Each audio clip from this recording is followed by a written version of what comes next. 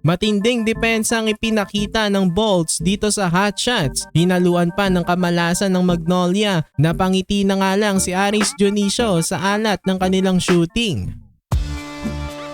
Magnolia Hotshots versus Meralco Bolts. Mahalaga ang game na ito for both teams, lalong-lalo na sa Meralco dahil delikado pa ang kanilang pwesto ngayon sa standings. Baka hindi sila makapasok sa playoffs kung hindi pa sila mananalo, habang may chance pa naman itong Hotshots makakuha ng twice to beat advantage sa playoffs kung maging second seed pa sila. Wala nga lang ngayon si Gio Alalon at Calvin Abueva sa Hotshots. Sa start ng first quarter, mainit ang simula ni Chris Newsome at ng Bolts. May 2-3 agad si Newsome, habang maalat ang start ng Hotshots kaya lumamang agad ang Bolts 11-2. Umabante pa nga sila ng 11 points sa quarter na ito, pero naibaba naman ng Hotshots sa single digit ang lead ng Bolts at natapos ang quarter sa score na 21-14.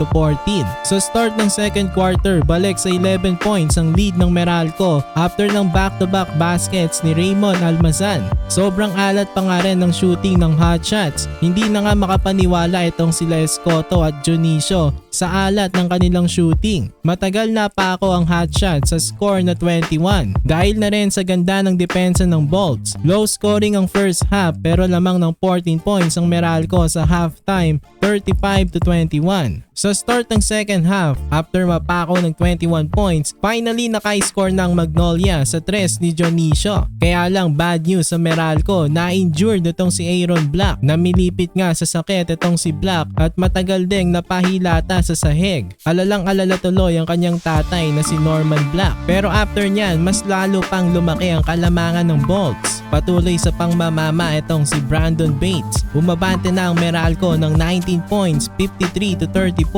Nagpakawala pa ng long distance 3 itong si Anjo Karam. Low scoring pa rin ang third. Natapos ang quarter sa score na 56-34. May baon na 22-point lead ang Bolts heading in sa fourth quarter. Sa start ng fourth quarter, naka back-to-back baskets agad itong si Ian Sanggalang. Kaso sumagot ng mid-range jumper itong si Alain Maliksi. Sinundan pa yan ng one-handed dunk ni Raymond Almazan at rest ni Chris Banquero. Abante na ang Bolts ng 23 points. Kahit ganyan na kalaki ang lamang ng Meralco, maikpit pa rin ang kanilang depensa. Butatang inabot ni Sanggalang dito kay Hodge. Dahil dyan, hindi na nakabalik pa itong Magnolia. In the end, nanalo ang Meralco Bolts.